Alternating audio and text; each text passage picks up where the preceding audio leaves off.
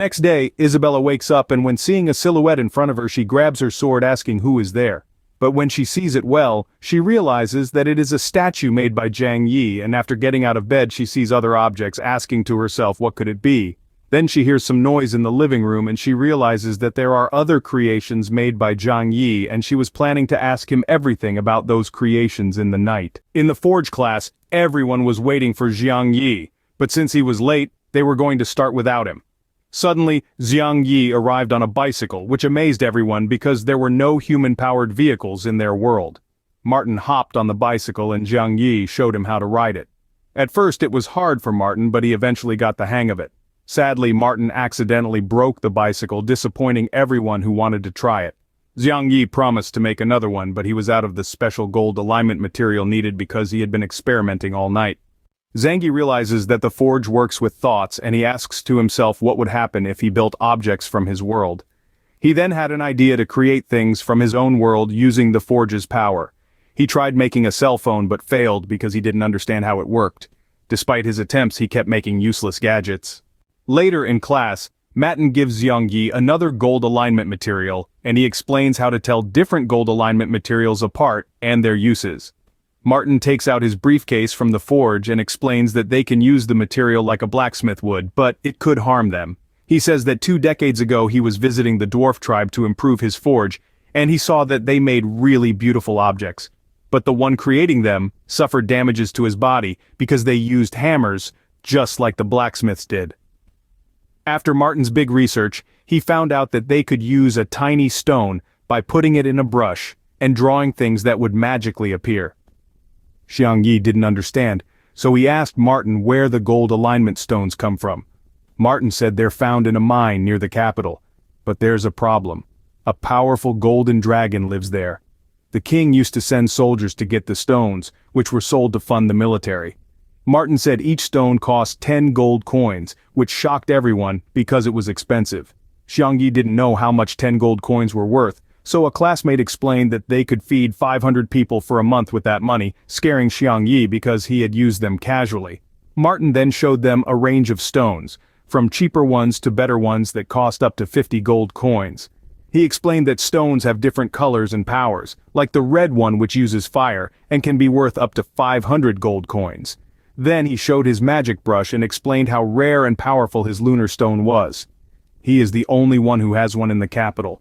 Then he tell a story about when he was young studying the forge with the dwarves, but they weren't as sociable but later on they acknowledged him by realizing how determined he was. The dwarves had 4 lunar stones and they gave him one of them as a reward for obtaining many achievements. With that, Stone Martin built the walls protecting the capital and explains that the power of a lunar stone is infinite, but has a price, and that is that it extracts the user's consciousness. One of the students says that this side effect must have not affected the master because his looks pretty healthy, but another student points towards a photograph where you can see a handsome guy, and that was the master 10 years ago. And the students are in shock by that because now he is bald and ugly. On the other hand, Sophocles is with his father, but he arrived home very upset saying that everything was over, worrying Sophocles for what they could have done to his father. On the other hand, Isabella was training fencing and by the end Dorona congratulates her for training more than the others, but she felt bad because she got tired easily because that didn't happen when she had all of her power. Then she goes home and she finds all these stone sculptures of both of her masters and she realizes that they were made by Xiang Ye. Isabella takes a blueprint and Xiang Ye says that those were dwarves' tribes' blueprints where they were creating steam machines, surpassing the intelligence of the demon's tribe. Isabella kicks him and warns him about creating too many things, otherwise their identity would be exposed. She also scolds him for creating a sculpture of her and her masters. And thinking about what disrespectful things he could do with them, she hits him even more. The next day he felt happy because his steam machine worked, and he could make a strong mecha. He saw his classmates gathered somewhere, and one said Master Martin went to the gold mines. They went to buy stones last night, but the prices were too high. Martin tried to convince them to sell at a fair price, but they needed money for military stuff, so he went alone to find stones.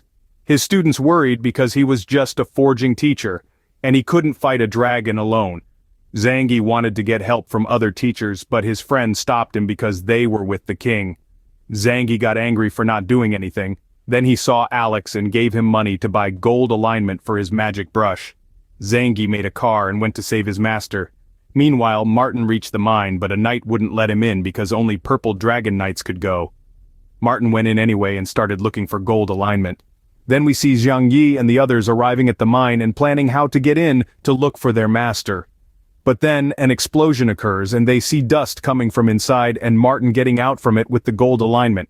He also defeated some monster with the weapon he invented with the dwarves' help. The guy was happy with his gold alignment, but they could use them already because they needed to be refined. But the problem was that the refinery team worked with the Purple Dragon Knights, and in that moment some knight surrounds them, and the refinery master calls him out for getting into the Purple Dragon Knights' territory. Martin also calls him out because those monsters weren't that strong to justify the price increase of gold alignment. The guy says that it was not his business and give the order to kill them so they could take the gold alignment. But Isabella together with Martin and Alex were defeating almost every one of them, but the refinery master steps in attacking Alex, but Martin protects him, and his weapon get destroyed. That guy uses a special slime creating many clones, and he planned to attack them, but Xiang Ye had finished his creation. Xiang Ye is completely covered by the rocks and the refining master attacks the others, but Xiang Ye inside the rocks neutralizes him using a powerful attack. Then he throws another attack to the other master but he manages to deflect it, hitting his knights, and everyone is surprised to see a mecha getting out from those rocks. The purple knights are scared when they see the mecha, and Martin is even more surprised because the dwarves wanted to build something similar but couldn't, while Xiang Ye did it. The refining master attacks the mecha with all his might, but none of his attacks can damage it. Xiang Ye defeats the knights and captures the refining master, warning them not to mess with their group. It turns out the regent's family is behind the chaos because they wanted more money by raising the prices of gold alignment. But a soldier arrives saying that the forge branch gathered the gold alignment and also they captured the refining master. Surprising everyone, Xiang Ye and his group reach the kingdom but the purple knights won't let them pass, and behind them were the people who raised the prices and they ordered to capture them for breaking the law by collecting gold alignment without any permission. Sophaces arrives with others and stops the conflict, explaining that the king sent him to halt Martin.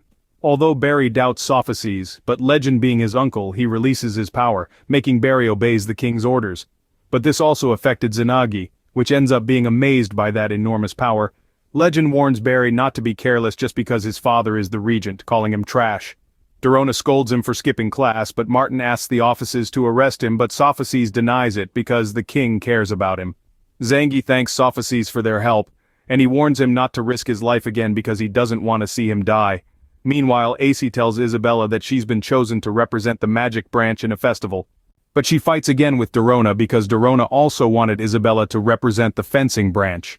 Sophaces asks Xiang Ye to go with him to the palace, and once there they talk to the king about the gold alignment price increase.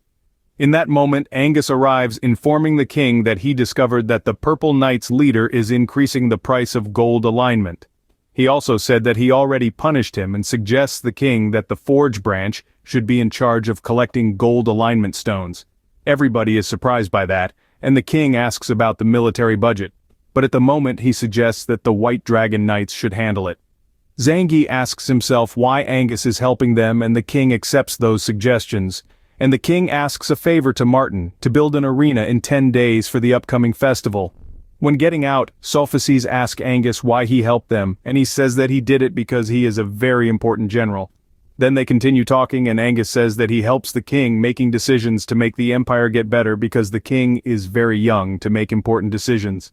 Sophaces say that he shouldn't take advantage of his power, making Angus angry. Angus asks Sophaces if his dad said anything about their talk last night. Sophaces remembers his dad and asks Angus about what happened because he came home upset. They almost fight, but soldiers come and say his dad hanged himself in the library. Sophaces gets scared, and the others are surprised.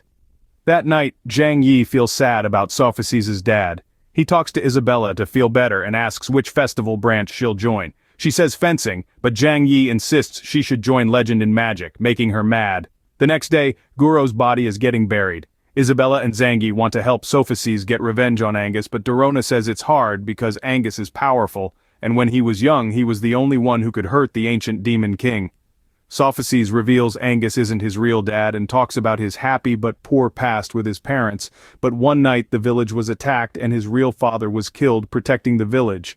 Sophices found his parents' bodies but not his brothers, and some days later he found out that he was sold to the demon's tribe. In order to save him, he trained so hard, and he joined the army where he acquired combat experience, and one day, Guro visited the squadron where Sophices was.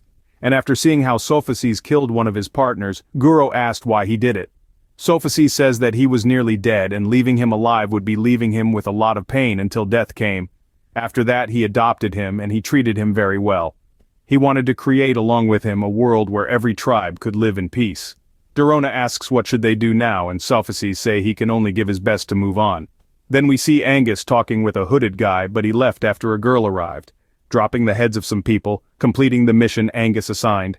Angus assigns another mission to her. He already enrolled her in the academy where she has to represent the archery branch and gives her a photo of Xiang Ye so she can find her target.